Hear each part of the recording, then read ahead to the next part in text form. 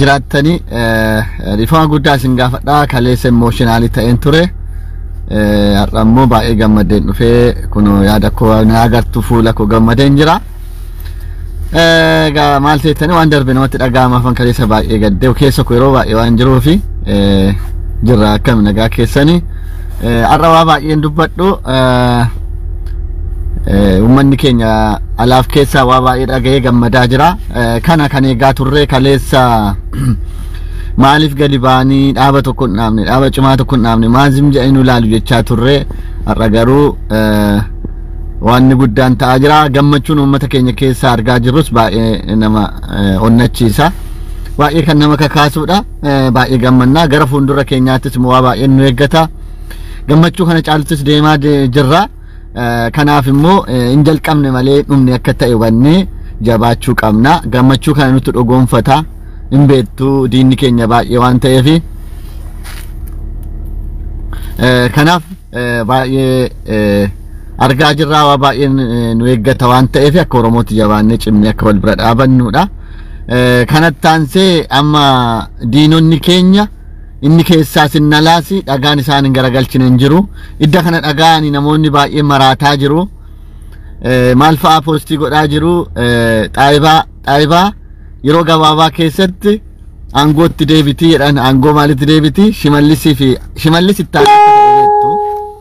shimallis ittaanaadha shimallis abdiisaa jechuudha amma xaayibaa maal godhanii gadi fiduudhaaf deemu xaayibaa pirezidaantii godhanii gadi fiduudhaaf deemu amma akka oduun dhagaamaa jirtu kana maaliif hojjetu tooftaadhaaf hojjetu jechuudha nuti amma dhugumaa dhugaatti namni firra sirraa qabdan namni xaayibaa beektan nan beeka namoonni Minisootaa dhaabboleetti akka qabdu maatii akka qabdu xaayibaan nama gaarii akka taate nan beeka nama qabsooftuu Oromoo akka taate nan beeka amma xaayibaan dhuguma Oromoodhaaf hojjechuu barbaadde yoo ta'e sinigalee Oromoodhaaf hojjechuu barbaadde yoo ta'e Abiyyi jalaa bayitii akkuma Jawaar fa'aa Jawaar jalatti rakkinan qabu kun gaafa sana kabaja guddaa sittorreeti gaafa sana nuti intala Oromoo qofa toon taane giiftii Oromoo jennee simuunna gaafa sana giiftii Oromooti jennee simuunna gaafa sana jechuudha kanaafi ergaa koo kana xaayibaadhaan nagaa Oromoo afaan faajjessuudhaaf Oromoo mooksuudhaaf deemurra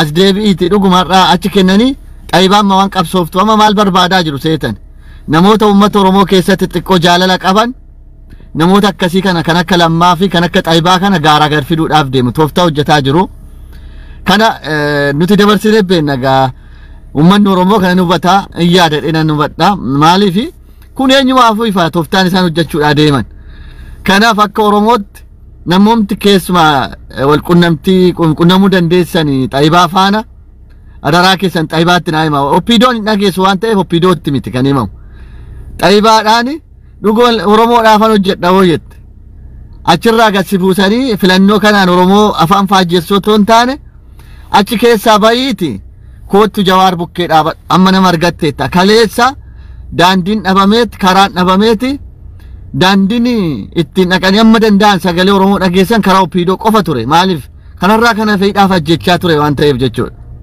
har'a immoo yeroon itti dhabnuuf yeroon ajjeeffamnu hin jiru waan ta'eef amma bakka barbaanne iddoo barbaannetti dhaabbanne iddoo Oromoof ta'u dhaabbanne falmuunis Oromoof hojjechuunis waan danda'amuuf har'a achi keessaa bayiiti dandeettii qabduun fudhatama qabduun bakki itti barbaadamtu ni jira amma teessoon sii jira amma oppiidoon amma gurgurtaa oppiidoo keessa yoo gocha isaan siin jedhan kana yoo fudhatte ta'e atis Abiyyi Ahmadiitiin addan jirtu jechuudha amma dhuguma jala murree walitti muuqamna warroonni tooftaa Abiyyi raawwachuudhaaf deeman Oromoo fakkaatanii fudhatama Oromoo qabaatanii abbaa fe'iyyuu haa ta'u warroonni yeroo ammaatti tooftaa Abiyyi bakkaan ga'uudhaaf deeman Abiyyi irraa adda miti xaayibaanis hooshiidhaa ta'e amma dubbii afaan nu faajjessuudhaaf filannoo kanaa jedhanii kan akka Daanach Abeebee fa'aa gadi fiduudhaaf taa'u amma filannoo kanaaf oo dhageessan ta'e jechuudha warreen kana ifumaan ifatti himtimnee amma dhaabni Oromoof ta'u bakka Oromoo qeen Oromoo jira amma bakka Oromoon iddoo wal barbaadutu jira achi keessa taa'anii akka Oromootti waliin haasa'uun bakka danda'amu jira tooftaa fi ergama biyyi kana bakkaan ga'uudhaaf adaraa kee jaalala nuti sii qabnu kabaja nuti sii qabnu ofirraan buusin jedhaati itti naa himaa namoonni qunnamtan nan beeka namoonni keessan qunnamtan jirtu namoonni shifana Minnesota irraa beektan waan jirtaniif jechuudha kanaaf jecha namni karaa daddaa wal qunnama adaraa keessan waan xiqqoo isinitti fakkaata jechuma koo kanatti nagaa Oromoo achirraa gadi buutee afaan fuwajjeessuudhaaf deemurra ila jidduu kana ammoo gadi shibuusuudhaaf deemu filannoo kana jechuudha Oromoo achirraa gadi buutee afaan fuwajjeessuun dura atis ergama biyyi raawwatta yoo gadi buutee dhuguma pirezidaantii Oromoo godhan jidduu kana keessatti wanti uumame wanti fidan hin jiru amma yeroo kana kobbacha yeroo qabataniidha kanaafi Xaayibaa yoo gadi buutee ergama kana fudhatta taate atis ergama abiyyi raawwachuudhaaf deemteetti muqam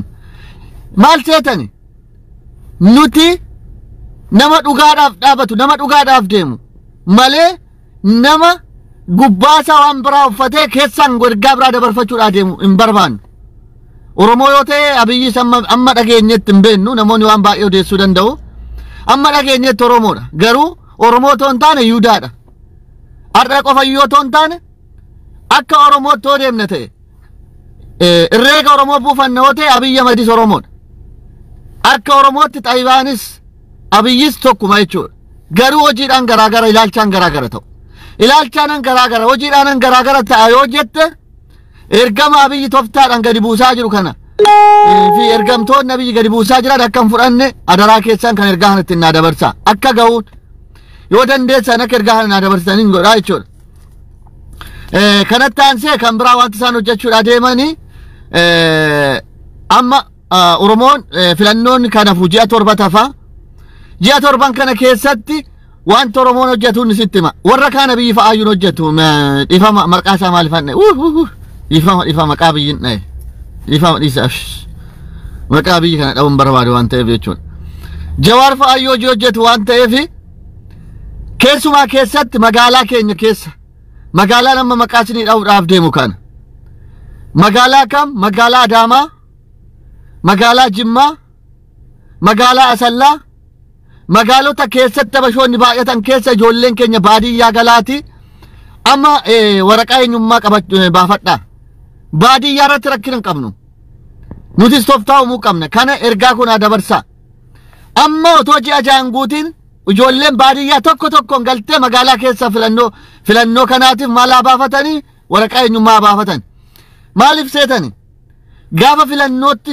seennee nuti seera eeggannee deemuun dirqama ta'a seera eegnee seera kabanyee deemuun dirqama waan ta'uuf magaalaa nafxanyoonni keessatti baay'atan keessatti nuti amma baay'annee jechuudha nuti amma yoo baay'achuu baanne filannoodhaan nu mo'achuu danda'u magaalaa Asallaa magaalaa Jimmaa magaalaa Adaamaa magaalaa Bishooftuu kan Finfinnee dhiisaa rakkina hin qabu Finfinnee wal makaadha waan ta'eef rakkina hin qabu maaliif seetan amma Oromiyaa jala galchinutti Finfinnee rakkina hin qabu boruusa kursii irratti eenyee waliin haasofne diina keenya faana rakkina hin qabu keessatti gayu yoo hubattu ta'e kana muuxannoo maalirraan isinitti himaa jira qinijjiiti warri Izeemaa jettu Gondar abdattee hin jirtu akka Maqalee hin deemne ni beekna Dabuubiyyuu hin deemtu biyya Kibbaa hin deemtu Sidaamaa hin deemtu Sidaamaa dhiisaati Adareeyyuu deemuu hin dandeessu warri Izeemaa eessarratti murteeffattee jirti Adaamaa irratti mo'achuu Bishooftuu irratti mo'achuu Jimma irratti mo'achuu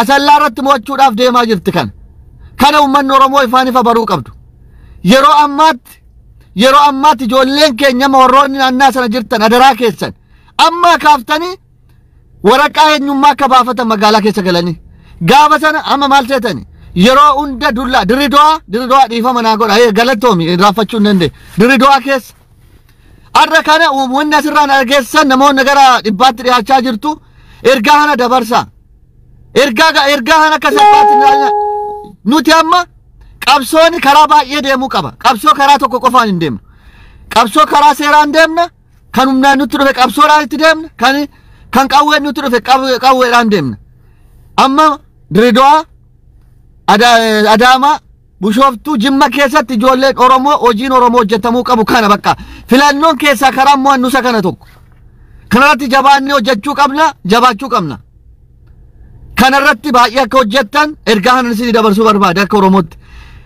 nama Jawaar jechuun Jawaar yoo filanneedha magaalaa hin qabanne ta'e baadiyyaatti filanne baadiyyaa qofatti yoo filatamne magaalaa keessa bulchuu hin dandeenyu magaalaadhaan immoo nuti manneen qabnu yoo taane diinni keessaa nu baase jechuudha. Maaliif bakki hundi wanti hundi itti hojjetamu magaalaa keessa waan ta'eef jechuudha. Magaalaa keenya to'achuun dirqama keenya jechuudha. Amma keessumaa magaalaa keenya keessa irratti yoo mo'atan teessoo nuti sheerii godhu waan ta'aniif teessoo sheerii akka isaan hin goone gochuu dandeenya. Yoo dandeenya garuu Finfinneeyyuu gallee qabachuu dandeenya. Yoo hojjenna ta'e tooftaa uumuu dandeemuu qabna. Tooftaan tokko kanuma jechuudha. Kanaaf akka Oromooti teenya yeroo hundayyuu idda morma nu ga'e boo'uun nu barbaachisu. Boru immoo qinijjiitu filatame boru nafxanyaa isitti filatame jennee namarratti dhagaa guuruu hin deemnu. Nutis tooftaadhaan deemneet tooftaadhaan keessaa baafna jechuudha. Kana hubadhaa gaafa akkas gochuu qabna. Maaliif seetani? Filannootti yoo dhiyaata ta'e filannoo wal qixaa seera eeguun dirqama keenya jechuudha. Nuti seera jigsinee miti kan mirga keenya eegsifannu. Seera eegsisuun dirqama waan ta'eef gaafa sana seeratu nu daangessa. Ilaaltee noo ta'e otoo qinijjii dhiittee baahuu baattee ammarraatti Finfinnee keessaa kan bulchu qinijjii ture jechuudha. Maaliif filatamanii darbaniiru? Dhugaa walitti himna waan ta'eef jechuudha. Filannoon qinijjii keessatti Adaamaa keessatti fi Jimmaa keessatti kan darbe ilmaan Habashootaati bara 2005. Kanarraa waa barachuu qabna waan darbeerraa waa barachuu qabna. Amma hojii keenya maanni ijoollee baadiyyaa jirtu ijoollee baratte waraqaa eenyummaa magaalaarraa baafachuudha. Kumaatamaan baafachuudha galanii. Amma daandii cufuu miti hojiin keenya kanaan boodatti. Waraqaa keenyaan baafnee keessaa baasuudha bakka. Kanarratti hojjechuu qabdu warroonni dhageettii qabdan. Amma kaasaatii keessaan naannaa sana naannoo jiran ijoollee Shaashamannee ijoollee Arsii kana Arsii Adaamaa fi Bushooftuu keessa galchaa. Ijoolleen Jimmaa keessumaa mucaa maammeessuun hojii guddaa hojjechuu qaba yeroo ammaatti. Mucaa maammeessuun yoo danda'e yoo akka kootti yoo danda'eyyuu teessoo tokko qabachuudhaaf maal seetanii siyaasa teessoo qabachuudhaaf xiqqoo tasgabbiin namarraa eegama bilchinni eegama. Amma tokko Jawaar fa'aayyuu gorsanii jechuudha. Mucaa kana Jawaar fa'aa gorsanii siyaasa barsiisanii asirratti ba'anii dubbachuun siyaasa baruu jechuu miti. Iddoo tokko hubadhaa. Waan siyaasni jechatti dubbattullee of eeggannoo qabaachuu qaba yeroo siyaasa keessa galtu. Asirratti waa tokko wal qabsiisee tumuu barbaada. Jawaar kanaan booda akka kaleessaatti nama qeequu hin danda'u. Maaliif seera isa daangessa? Ati dhaaba biraa keessa gaafa dhaabbatte dhaaba biraa jeequu hin dandeessu. Yaada irratti addaan baatu dhiyeessita malee kun seeratu jira jechuudha. Akka kaleessaa abbaa barbaade irratti duula jechuu miti Jawaar amma. Kanaaf seera siyaasaan nama dhoowwa jechuudha. Mucaa kana kan isin kaaseef mucaa kana siyaasa barsiisanii Jawaar fa'aa leenjisanii mucaan maammee sun akka maammee jechuudha pirezidaantii maammee akka teessoo tokko qabatu akka ijoollee qindeessu ergaan guddaa ergamuu qaba. Ijoolleen Jimmaa baay'een jirtu amma. Carraan Jimmaa si amma yeroo ammaatti carraan Jimma qabdu amma ani Jimma keessa waggaa 4 hin jiraadhe. Jimma keessatti namni Oromoo uffata illee hin qabu. Magaalaa keessatti caatii qofa fidaa caatii qofa rawad bakka kabajaa illee hin qaban mana nyaataa sirriitti illee isaan faana galanii nyaatan ija kootti nan arge. Yeroo magaalaa keetti dhuunfattu yeroo seenaa keetti deeffattu akka Jimmaatti yeroo kan ijoolleen Jimmaa keessumaa dadhabbiin cimaa achi keessa jira maal ta'eef adaraa keessan akka hojjettan yeroo kana akka hojjechuu qabdan jechuudha. Kanaaf mucaa maammeen sun yoo danda'e teessoo tokko akka qabaatu Jimma qabaate jechuudha. Achirraa ba'ee gad ba'ee inni isaa dorgomu dhaqee biyya sanatti. Yeroo dorgomu immoo warra kaaniif fakkeenya ta'e akkanatti fakkaatutti Yaayyaa Bashir nama Jimmaati natti fakkaata. Yaayyaa Bashir hondoo goggoruu baadhee nama Jimmaa natti fakkaata. Yaayyaa Bashir kanarratti hojjechuu qaba jabaatee jechuudha. Kun yeroo assaayimentii keenyatti hojjennuudha. Yeroo sirbinu yeroo daandii cufnu miti amma bakka amma filannoodhaan biyya keenya dhugoonfanna kanan booda. Nuti seera warra beekuudha. Seera beekuun keenya kana tokko. Nuti warra seeraan deemu warra dhugaan deemu ta'uun keenya amma tokko keessaa kana mirkaneessuu qabna akka dhugaatti jechuudha. Eessa Jimmaa miti namni naan jedhan hin jira pirezidaantii maammeen nama Jimmaa miti namni naan jedhu amma har'aatti kan beekutti garuu nama Jimmaati. Maalumaafuu ijoolleen Jimmaa kursii qabachuu qabdu. Maaliif Jimma keessa ture waan ta'eef Jimma keessa Oromoon tokko hin jiru qabeenyi hin jiru Jimma keessa nama muraasa namoonni qabeenya qaban. Guraagee fi nafxanyoota baay'ata achitti guraagee fi nafxanyoota. Guraageen immoo eenyu akka filtu beektu sin. Kulloon immoo Oromoo filuurra nafxanyaa filti achi keessatti argeera waan ta'eef. Kulloon baay'ee miti namoonni kulloo waan baay'atu sitti fakkaata. Kulloon nama muraasa. Yoo baay'ate 200 ol hin jirani kulloon. Jimmatti garuu kulloorra kan baay'atu ummata guraageeti jimma keessatti jechuudha. Kanaaf ijoolleen jimma baadiyyaa keessaa galtanii namoonni baratan akka tasaa ta'e jimma keessatti ijoolleen baay'een hin baranne bara kana keessatti. Ijoolleen baay'een hin baranne ijoolleen jimmaa biyya Oromiyaa keessatti barumsa akka gahaatti hin deemne biyya jimmaati. Ijoollee jimmaa ija jaamsanii waggaa 27 keessatti amma danda'ame ijoolleen jimmaa jabaatanii kursii qabachuu qabu teessoo qabachuu qabu. Mucaa maammeessaa na dhuguma jimma ta'e warra kaaniif akka fakkeenya ta'u namoota ciccimoo gadi buusuu qabna jimma keessatti magaalaa sana qabachuu qabu. Gaafa sana nutis toftaadhaan deemna jechuudha. Toftaadhaan deemna waan ta'eef nutis akkuma namaa yaaduu dandeenya kan hubadhaa. Nutis akkuma namaa teenye yaadnee hojiitti jijjiiruu dandeenya.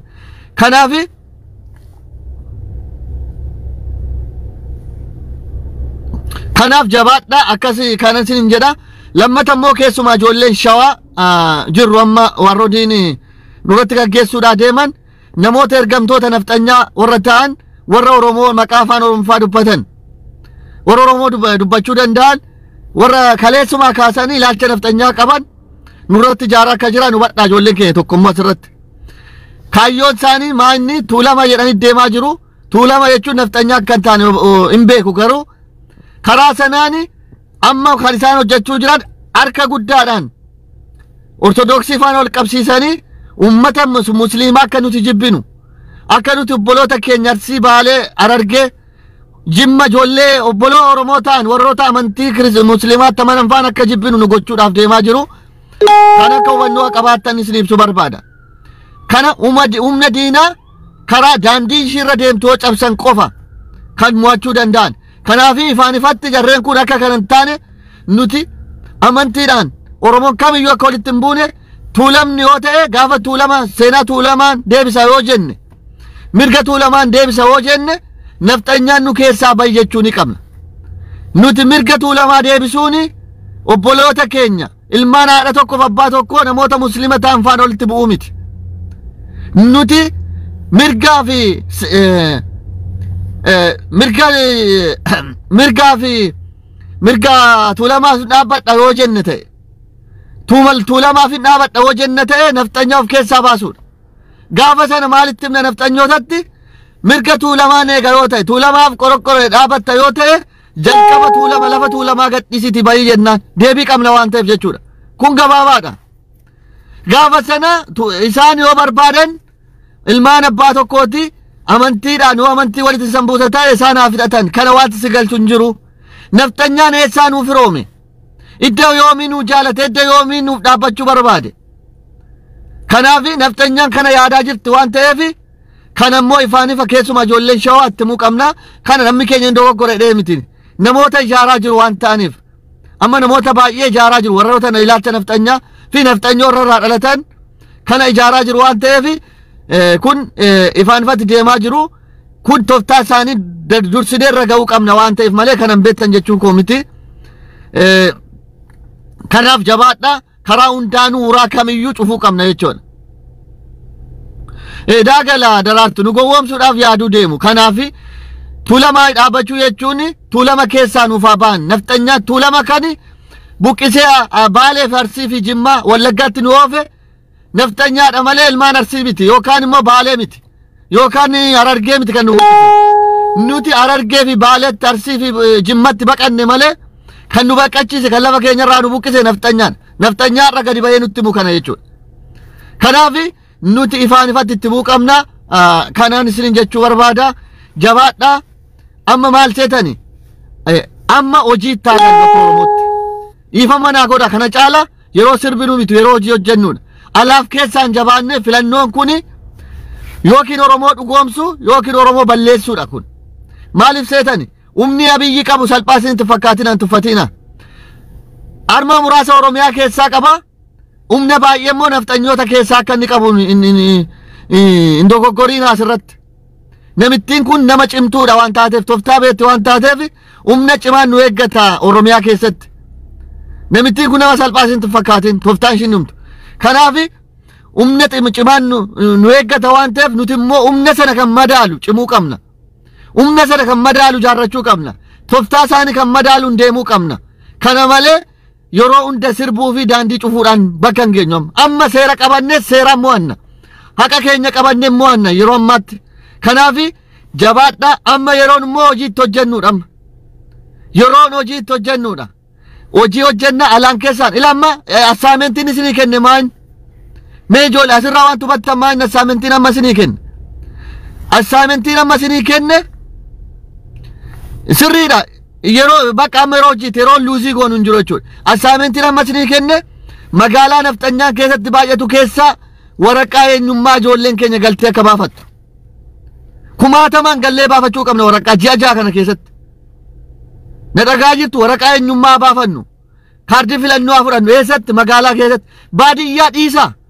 baadiyyaa dhiisaati ijoolleen baratan magaalaatti haa galan amma danda'ameen kana godha kan akka gootanii yeroon qabu akka dhiifama nama galchuus hin danda'u waan ta'e bilookii na godhaniiru nama galchuu hin danda'u kaameeraa nama tokkooyyuu arguu hin danda'u nama kanaafi jabaadha baay'een isin galateeffadha amma yeroon hojiitti hojjennuudha baay'ee gammannee jirra gammachuu kana immoo bakkaan ga'uudhaaf hojiitti jijjiirre qofa dhugaadhaan oo deemne qofa hojjenne qofa kanaaf jabaachuu qabna alaaf keessaa wal cimsuu qabna amma kaleessa nama Oromoo bakka bu'u nama Oromoo gaggeessu dhabnee bu'aa ture har'a ammoo nama arganne irra waan ta'eef hojii hojjechuun nurraa eegama nama tokko miti namni tokko mukni tokko boba'aas ta'e haarus ta'uu hin danda'u nutis hojjechuu qabna yeroo hunda namatti quba qaburra nuti maal goonee jechuu qabna atis Jawaar ta'uu qabda ati Baqqalee ta'uu qabda ati Kamaal ta'uu qabda ati Obbo Daawud ta'uu qabda ati Obbo Mararaa ta'uu qabda atis isaanis dirqama addaan qaban akkuma keenyatti Oromoodha waan